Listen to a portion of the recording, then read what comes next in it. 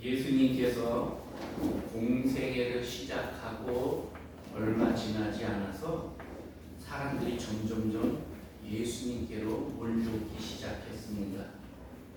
왜냐하면 예수님이 가르치시는 그 설교가 가르침이 핵심이 있고 권위가 있고 실제적이고, 그래서 그 당시 많은 서기관들, 종교 지도자들이 하던 설교와는 전혀 달랐어요. 그러니까 너무나 자기 가슴에 와 닿는 말씀들을 하니까 그러니까 사람들이 몰려온 거예요. 그런데다가 예수님은 가난한 자, 눌린 자, 소외된 자들을 가까이 하시고 그들에게 복음을 주시고 약자들을 용납하시고, 더군다나 그 당시에 죄인이라고 손가락질 받는 쇠일이나 창기들, 그들까지도 다 품으시면서 말씀을 전하고 사역을 하시니까 그러니까 사람들이 몰려왔어요. 또 예수님이 가시는 곳에는 기적이 나타났어요. 나병 환자가 나음을 받고 중풍병자가 일어나고, 귀신 들린 자 귀신이 쫓겨나고, 심지어는 죽은 과부의 아들을 예수님이 말씀으로 살려 일으키셨어요. 그러니까 사람들이 점점점 예수님께로 몰려오기 시작했고, 그 당시 정치 지도자나 종교 지도자들에게는 야, 저 예수, 나사렛 예수라는 자가 누구냐? 요주의 인물이 되고 점점 경계의 대상이 되었습니다. 이렇게 예수님이 인기가 오르기 시작하는 그때에 어느 날 예수님이 갈릴리 바닷가 근처에서 사람들에게 씨 뿌리는 비유를 말씀하십니다. 예수님이 그동안 많은 설교를 하셨잖아요. 그 설교에 대해서 그 말씀을 듣고 나타나는 반응들에 대한 이야기를 농부가 씨 뿌리는 그런 비유로 말씀하시는 거예요. 우리나라는 씨를 뿌릴 때 대부분 제가 농촌에서 보니까 콩 같은 걸 이렇게 심고 또는 모를 이렇게 심고 이렇게 해서 막 함부로 뿌리지 않아요, 우리는. 근데 유다 지역은 씨를 뿌려요. 밭에 가서 그냥 쫙쫙 이렇게 뿌립니다. 그러다 보니까 제대로 밭에도 떨어지지만 밭 가장자리, 또 사람 지나가는 길 이런 데도 씨가 떨어지는 거예요. 이게 그 사람들은 일상적으로 늘 보는 얘기예요. 보는 얘기를 가지고 예수님이 하나님 말씀과 빗대어서 얘기를 하시는 거예요. 야, 어떤 사람이 밭에 가서 씨를 뿌리는데 어떤 씨는 사람들이 지나다니는 길가, 그 딱딱한 거기에 떨어졌다 씨가. 그러니까 씨가 뿌리를 내리지 못하고 거기에 그냥 씨알만 이렇게 달랑 있다가 새들이 와서 다 쪼아 먹어버렸다. 이처럼 말씀을 듣기는 듣는데 말씀 따로 나 따로 이렇게 있다가 마귀가 와서 홀랑 주워 먹어버리는, 그래서 말씀이 없어져 버리는 그런 사람들이 있다. 그래요. 요즘에도 보면 그런 사람들이 있어요. 말씀을 듣고 그리고 나랑 상관없어 이러고 말씀을 따로 떼어놓아요. 그러니까 마귀가 홀랑 집어가요. 예배 중에 다른 것들이 마귀가 다른 것들을 통해 말씀에 집중하지 못하게 방해를, 말씀 중간에 마귀가 말씀을 가로채버려요. 때로는 졸음이 오게 해가지고 졸아서 말씀이 나한테 떨어지지, 속에 심겨지지 못하고 마귀가 다 가로챈단 말이에요. 그런 사람이 있고, 또 어떤 씨는 바위 밑에 바위가 있는데 그 위에 흙이 살짝 덮였는데 거기 떨어졌다. 거기 떨어지니까 씨가 나기는 나서 싹이 올라오긴 하는데 어느 정도 자라다가 뿌리가 깊지 못하니까 그 흙이 말라버리니까 그냥 비실비실해서 죽어버렸다. 말씀을 듣기는 들었는데 들을 때는 감동을 받고 아멘 그랬는데 그 말씀이 깊이 뿌리를 내리지 못하고 그냥 시들어버리고 흐지부지 돼버리는 그런 사람도 있다. 그런가 하면 말씀이 이 밭이 아닌 저 경계에 넘어서 풀밭에 떨어져서 거기 떨어져서 싹이 나기는 하는데 열매는 이 싹이 나서 이제 열매를 맺기는 해야 되겠는데 온통 잡초들 가시나무가 막 얽히고 설켜서 제대로 자라지 못해 비실비실하고 열매를 못 맺는 이처럼 말씀을 받고 내가 그 말씀대로 살아야지 하고 다짐은 하는데 근데 어떤 때 시련이 오고 염려가 생기고 환난이 오고 때로는 세상의 유혹에 내가 거기 흔들리고 거기 빠지고 시험 들고 이러다 보니까 말씀이 제대로 싹이 나지 못해서 결국은 결실을 못하더라.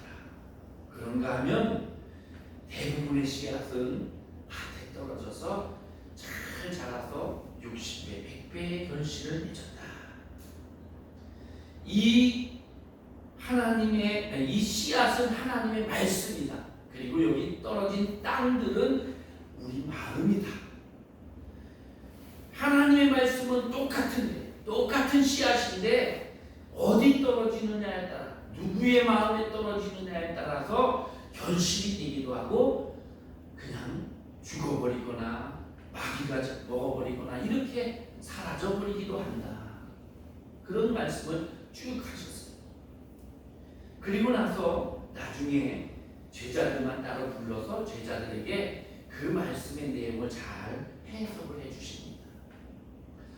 우리 성도 여러분들은 하나님의 말씀을 듣고 이것을 하나님이 내게 주시는 말씀으로 들어서 마음에 깊이 새기고 그래서 100배의 결실을 맺는 우리 성도들이 되시기를 바랍니다. 이렇게 해서 이제 이 말씀을 하신 후에 그 다음에 예수님께서 배를 타시고 저 바다 건너 갈릴리 호수 건너편으로 가자 그러셔요. 오늘 우리가 읽은 말씀에는 하루는 이래가지고 그렇게 말씀 전한 날과 배 타고 가신 날이 다른 날인 것처럼 그렇게 표현을 했는데 마가복음에 보니까 그날 저물 때에 그날 저녁에 말씀을 하루 종일 갈릴리 호숫가에서 전하시고 그리고 그날 저녁에 배를 타고 가셨다 이렇게 기록이 되어 있습니다. 우리가 저편으로 건너가자 그러니까 제자들이 예 그리고 배에 예수님을 모시고 제자들이 노를 들어서 그렇게 가는 겁니다. 갈릴리 호수는 아주 큰 호수예요. 이쪽에서 저편까지 이 거리가 8km에서 12km 정도 되는 큰 호수예요. 이 유다 지역은 물이 귀하다 보니까 이렇게 큰 호수를 바다라고 그래서 갈릴리 바다라고 그렇게 많이 표현이 되어 있어요. 요단강도 우리가 생각하는 것처럼 한강처럼 큰 강이 아니고 좀 개울이에요. 개울. 물론 넓은 곳은 넓지만 좁은 곳은 아주 좁아요. 그런데 그것을 강이라고 그들은 표현을 하는 거예요. 자 어쨌든 그래서 그 갈릴리 호수 북쪽 가버나움에서 이렇게 내려온 게 아니고 동남쪽으로 약간 비슷하게 해서 거라사 지역이라는 곳으로 가시게 됩니다. 그렇게 호수 건너편으로 가시는데 가시는 도중에 풍랑을 만나죠.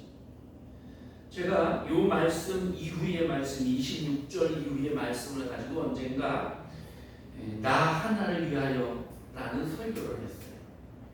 예수님께서 그렇게 하시고는 건너가셨단 말이에요. 가시는 도중에 풍랑을 만나가지고 풍랑을 꾸짖고 한 오늘 본문이 있고요. 그리고 건너가셨어요. 건너가셨는데 날이 맑았어요. 그러니까 밤새도록 건너가시고 풍랑을 일으켜 잔잔하게 하시고 이런 사건이 있은 다음에 건너가셨는데 날이 맑았단 말이에요. 건너가니까 그 바닷가에 무덤이 있고 그 무덤 사이에 귀신 들린 사람이 살고 있는 거예요. 근데 그 귀신이 군대 귀신이에요. 얼마나 많이 들어가 있는지. 그 군대 귀신이 예수님께서 딱 보시고 귀신아 나가라. 그러니까 그 귀신 들린 사람이 예수님께 와가지고 주여 왜 나를 괴롭히십니까?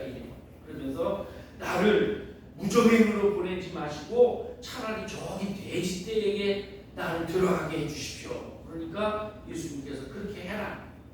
그 돼지떼에게 들어갔어요. 돼지가 한 2,000마리쯤 있었는데 거기 갑자기 돼지떼에게 귀신이 다 몰려 들어가니까 돼지들이 갑자기 미쳐서 그래서 막 언덕을 내달아서 호수에 다 빠져 죽었다. 이렇게 성경이 기록이 돼요. 여러분 돼지 한 마리가 얼마나 값이 나갑니까? 이게 한두 마리가 아니고 2,000마리가 급사해버렸어요. 그러니까 동네 사람들이 놀래가지고 돼지 치던 사람들이 동네에 가서 큰일 났습니다. 돼지가 2,000마리가 죽었습니다. 이러니까 놀래가지고 와보니까 귀신 들린 사람은 고쳐져 있고 예수님이 제자들하고 서 있고 사람들이 야 이분이 누군지 모르지만 이분이 우리 동네에 들어오면 나무라는 게 없겠다. 돼지 2,000마리가 한꺼번에 없어졌는데 이거 큰일 났다. 그래서 우리 동네 들어오지 말라고 예수님은 쫓아요. 예수님께서 다시 배를 타고 왔던 길로 돌아가셔요. 그러니까 예수님은 시간을 허비하고 노력을 들여서 바다를 건너가지고 오셨는데 물론 중간에 풍랑도 만나고 이런 우여곡절에서 건너오셔가지고 귀신 들린 사람 하나 고쳐주고 돌아가셨어요. 노력과 시간에 비하면 하신 일이 너무 적어요. 그렇죠? 예수 너무 비효율적이란 말이죠. 그런데 이렇게 된 모든 일을 예수님은 아시고 계셨단 말이에요. 거기 갔다가 그 사람 고치면 내가 다시 쫓겨 돌아올 거다. 아시면서 그렇게 하셨어요. 여기 여러분 그 한 사람을 위해서 예수님이 바다를 건너가신 거잖아요. 그 한 사람이 누구냐? 바로 여러분이에요. 바로 저예요. 예수님께서는 하늘의 영광을 버리고 나 한 사람을 살리기 위해서 이 세상에 오셨다는 거죠. 그래서 이 세상에 오셔서 나를 위해 십자가에 달려 피 흘려 죽으셨어요. 하나님 입장에서는 얼마나 비효율적인 일인지 몰라요. 그럼에도 불구하고 그렇게 하셨어요. 나 하나를 위해서. 이것이 복음입니다. 여러분 하나를 위해서 예수님이 오신 거예요. 우리 전체를 다 해서 이렇게 많은 사람 구하려고 아니 다 소용없어. 나 하나를 구하려고 예수님이 바다를 건너시고 돼지 2,000마리를 죽이신 것처럼 나 하나를 예수님이 살리시려고 하늘에서 오셔서 죽어주신 거예요. 자 이렇게 예수님이 하신 그 사건이 있었는데 그러기 전에 이제 배를 타고 바다를 건넌단 말이죠. 예수님은 하루 종일 말씀을 전하셨으니까 온몸이 피곤해져서 그래서 배꼽물을 베고 주무셨다. 잠이 드셨고 제자들은 교대로 배를 저었겠죠. 지금처럼 막 모터가 달린 배가 아니니까 천천히 밤새도록 그렇게 저었을 거예요. 한밤중에 갑자기 바다에 광풍이 붑니다. 이 갈릴리 바다는 바다 높이보다 해저 200m 아래에 있어요. 그러니까 쉽게 생각하면 이 땅은 높고 바다 높이보다 푹 꺼져 있다고 보시면 돼요. 200m 해저에 바닷물이 이 갈릴리 호수가 되어 있단 말이죠. 이 갈릴리 호수 북쪽으로는 헐몬산이라는 산이 있어요. 거의 10,000년설이 있어서 1년 내내 눈이 있는 그런 곳이에요. 거기서 눈이 녹아서 내려온 물들이 그것이 흘러 이 갈릴리 호수로 들어와요. 갈릴리 호수는 그래서 맑고 차요. 그렇게 들어와서 이 갈릴리 호수 해저 200m인 이 갈릴리 호수가 점점 또 아래로 흘러갑니다. 흘러서 사해로 가요. 사해는 해저 400m예요.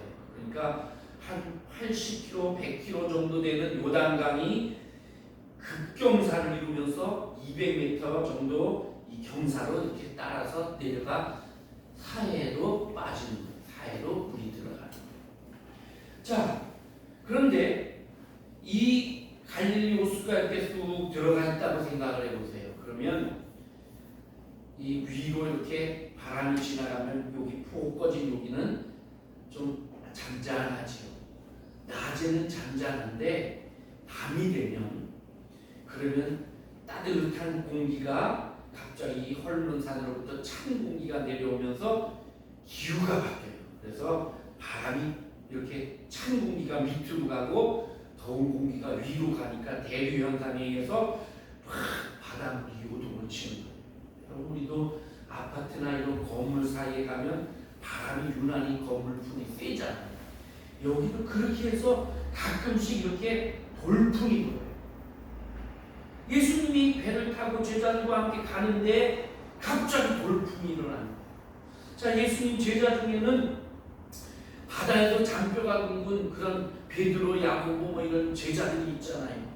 그런데 이 제자들도 어쩔 수가 없어서 예수님께 소리를 치우면서 깨우지요. 주여 주여 우리가 죽겠나이다 이러면서. 그러니까 예수님이 주무시다가 일어나서 풍랑을 잔잔하게 하십니다. 그리고 나서 너희의 믿음이 어디 있느냐 책망하시죠. 믿음이 없다는 말이에요. 믿음이 약해졌다는 거예요. 풍랑이 와서 배가 뒤집힐 정도가 되는. 그러면 아무리 믿음 좋은 사람도 놀라고 당황하는 건 당연하잖아요. 그런데 예수님은 너희 믿음이 어디 있느냐 이렇게 꾸짖어요. 그 이유가 있어요. 마가복음 4장에 보니까 똑같은 이 사건을 기록을 하면서 어찌하여 이렇게 무서워하느냐 그러면서 너희가 어찌 믿음이 없느냐 이러셨어요. 놀라고 당황하는 거 그걸 가지고 야단치신 게 아니고 무서워했다는 거예요. 두려워했다는 거예요. 이 말은 예수님을 믿지 못했다는 말이 돼요. 자 보세요.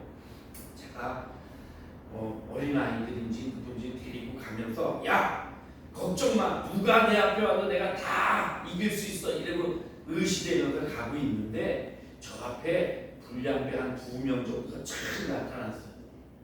그럴 때 얘들이 나를 믿으면 그러면 걱정 마 목사님이 다 해쳐버릴 거야 이럴 텐데 나를 못 믿으면 큰일 났다 이럴 거 아니에요.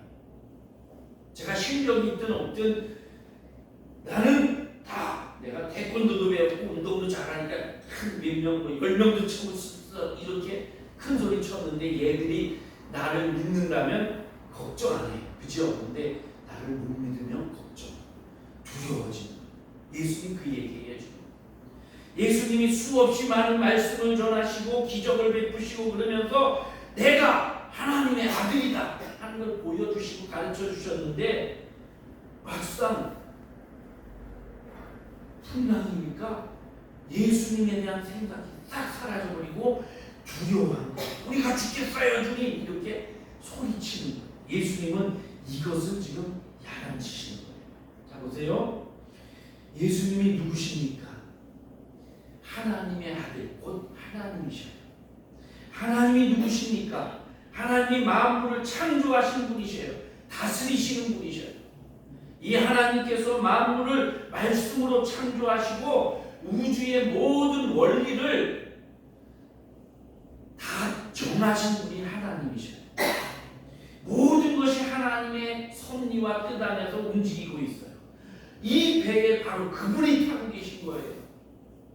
그러니까 제자들이 이 믿음이 있었다면 두려워할 필요가 없어요. 물론 예수님 지금 물이 막 바람이 부는데 이렇게 깨울 수는 있지만 두려워하지 않아도 되는데 성경에는 두려워했다. 그래서 예수님이 일어나셔서 고요하라 잠잠하라 이렇게 말씀하셨다고 되어 있어요.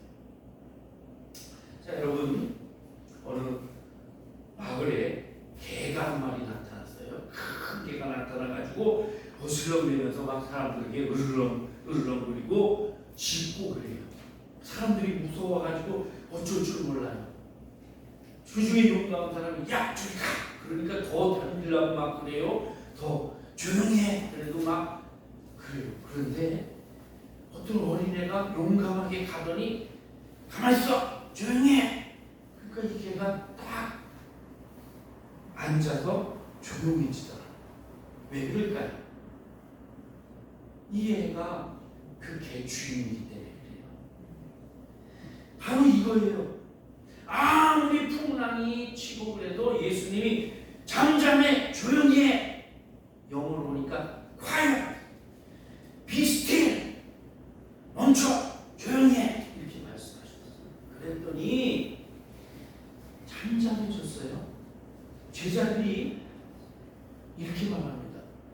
그가 누구이기에 바람과 물을 명함에 순종하는가?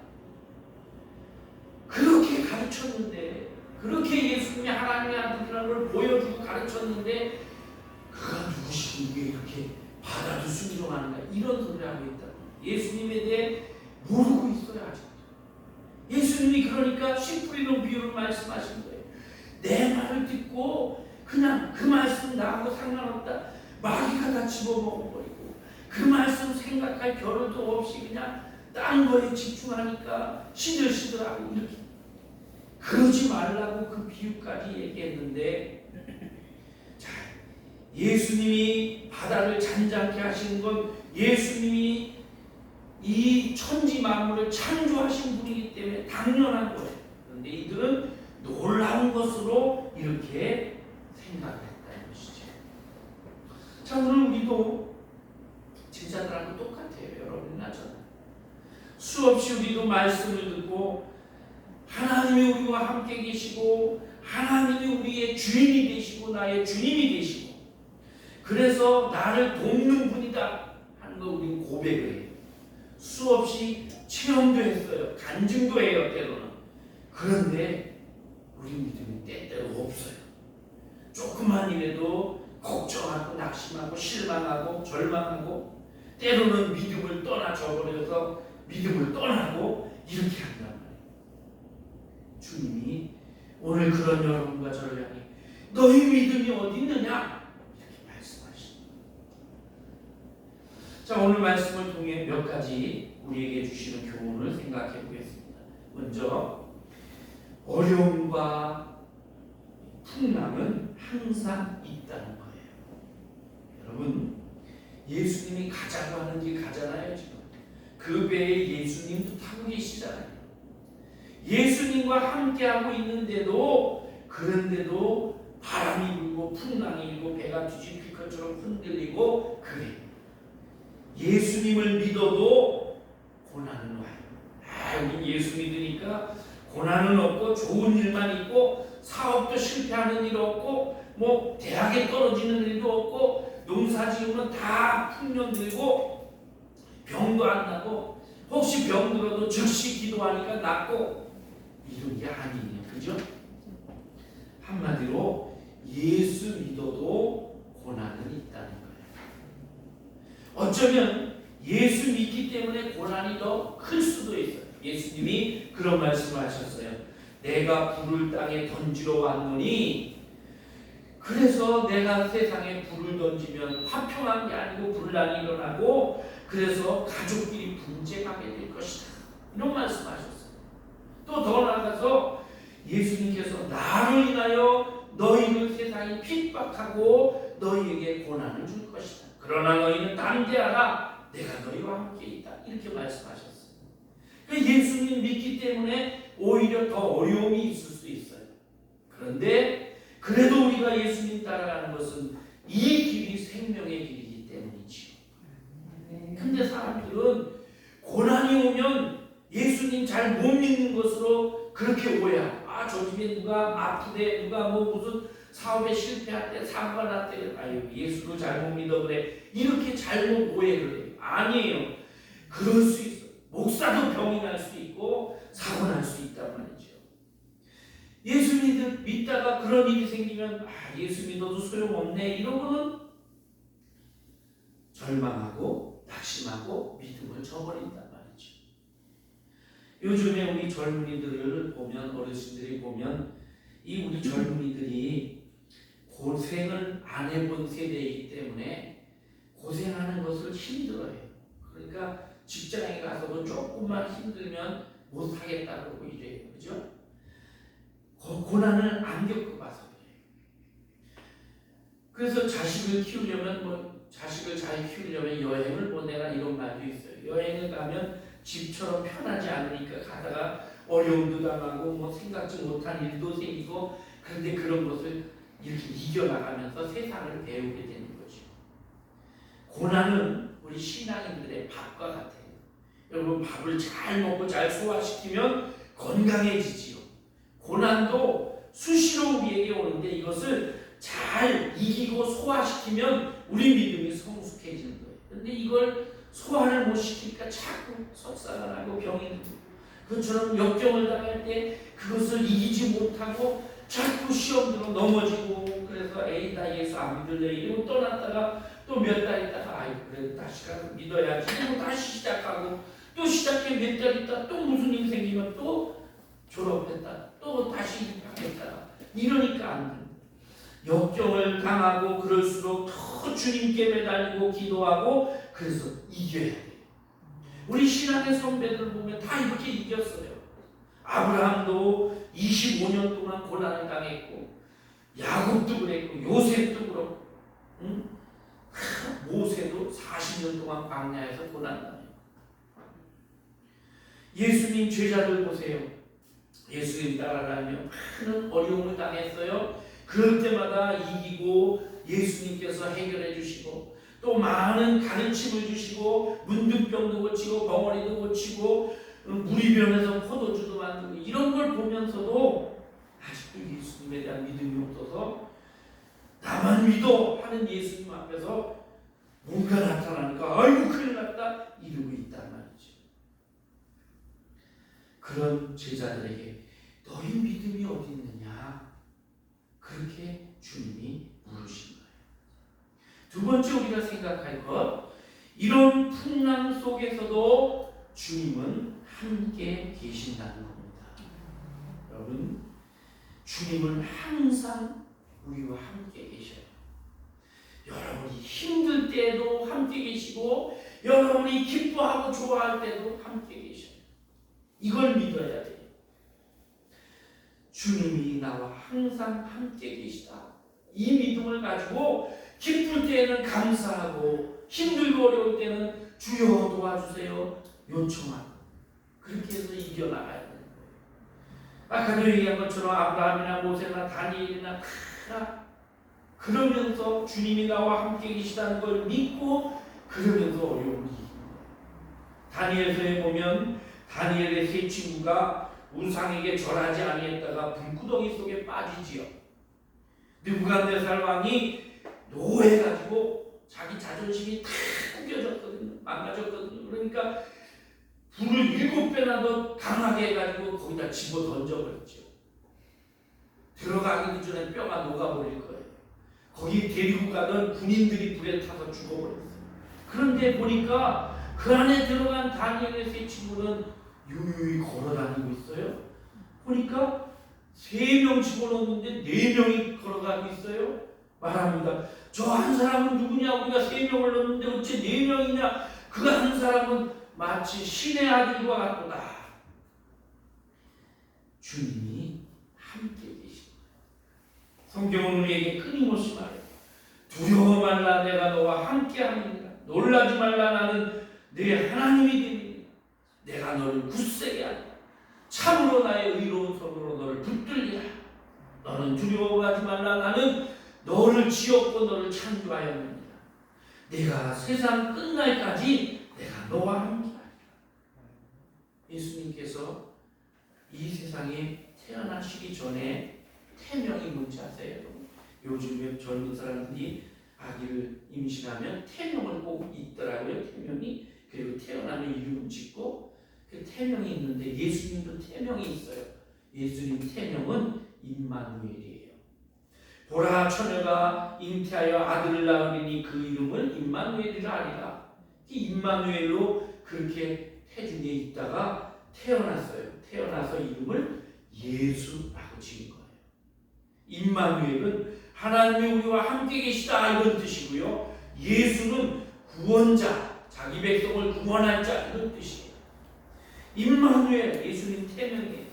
예수님께서, 하나님께서 우리와 어떤 상황에서도 함께 계신다.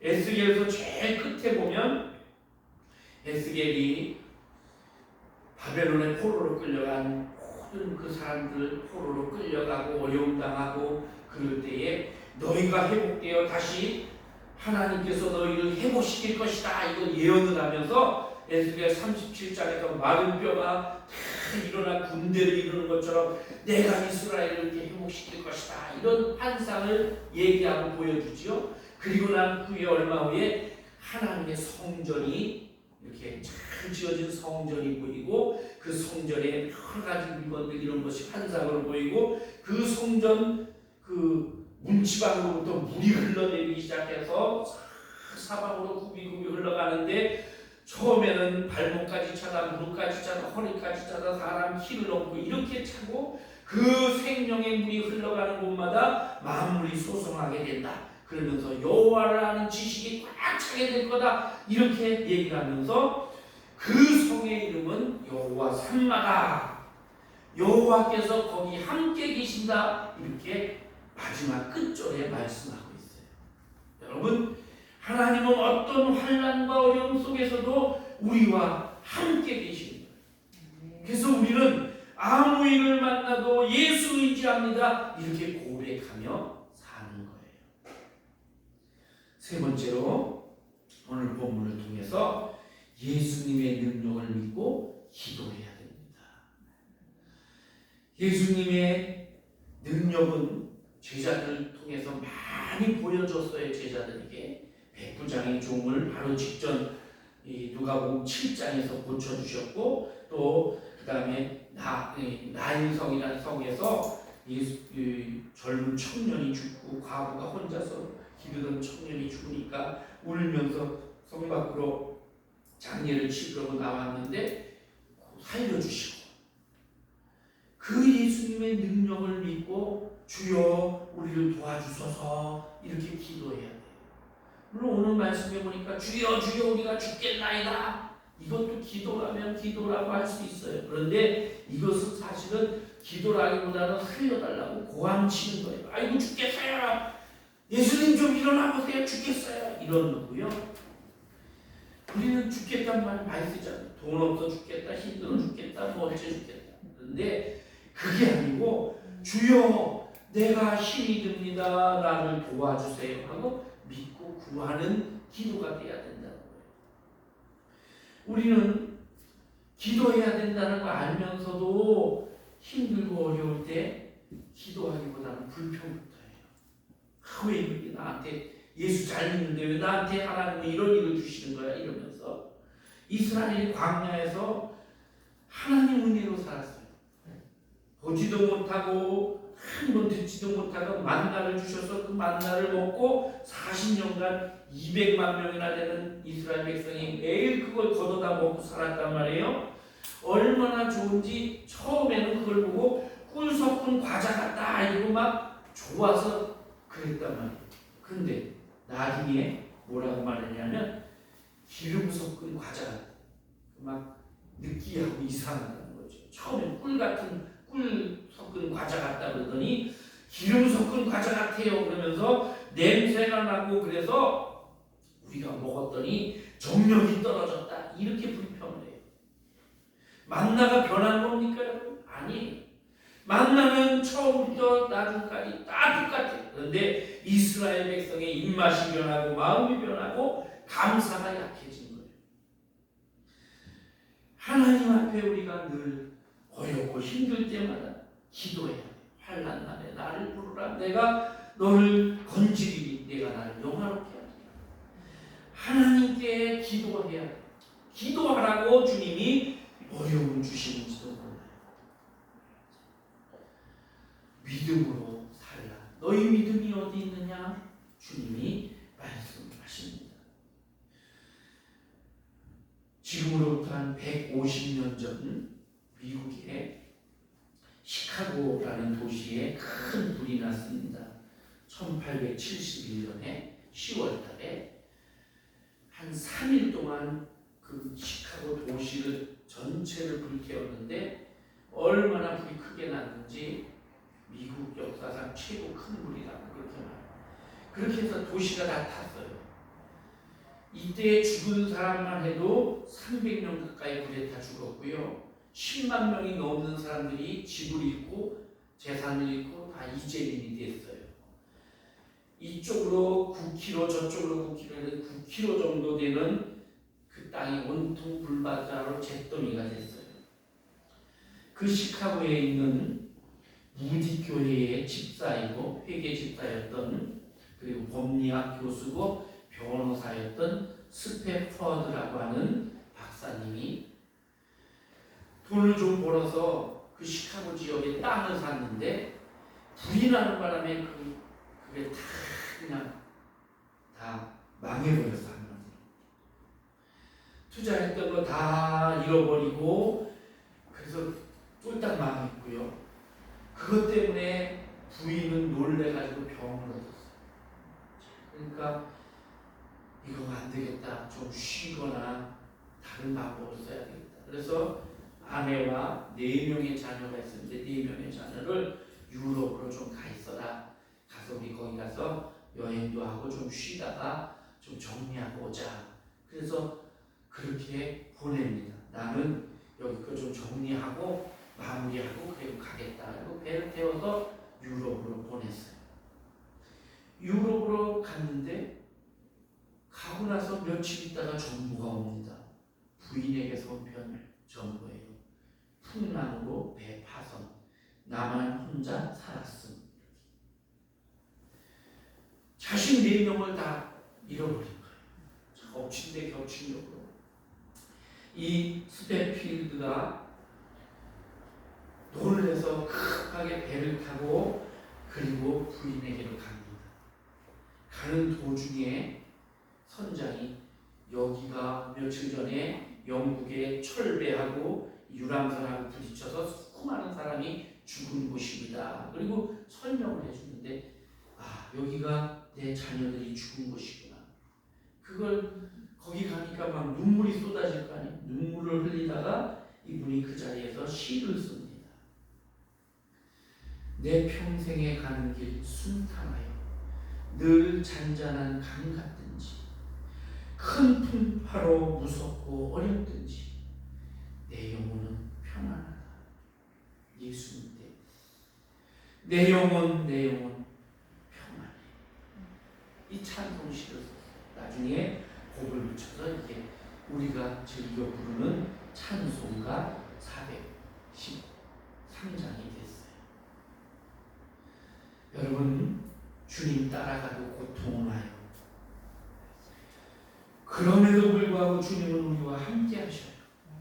이걸 믿고 주여 나를 도와주소서 주님 의지하며 따라가요. 주님이 물으셔요. 내 믿음이 어디 있느냐? 우리가 편안할 때 잘 믿는 것 같아. 다 잘 믿는 것 같아. 그런데 막상 고난이 오면 그러면 진짜 믿음이 보여지는 거예요.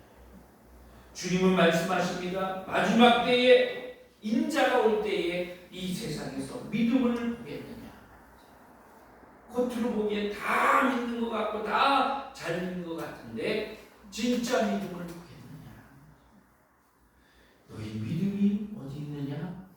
오늘 물으시는 주님의 이 물음에 주여, 어떤 상황에서도 제 믿음 편치 않고 주님 따르겠습니다. 고백하고 다짐하고 그렇게 믿음으로 사는 여러분과 제가 되기를 바랍니다. 기도하겠습니다. 하나님, 풍랑 가운데에서 풍랑을 다스리시고 모든 것을 이루시는 하나님이심을 믿습니다. 하나님이 우리와 함께 계시기에 우리는 어떤 상황에서도 믿음을 잃지 않고 주님 따라갈 수 있게 하여 주옵소서. 힘들수록 더 기도하게 하시고 힘들수록 더 주님 의지하게 하시고, 그래서 주님이 오시는 그날에 믿는 자를 보겠느냐 하실 때에 우리가 믿음의 사람으로 주 앞에 설 수 있게 하여 주옵소서. 예수님의 이름으로 기도하옵나이다. 아멘.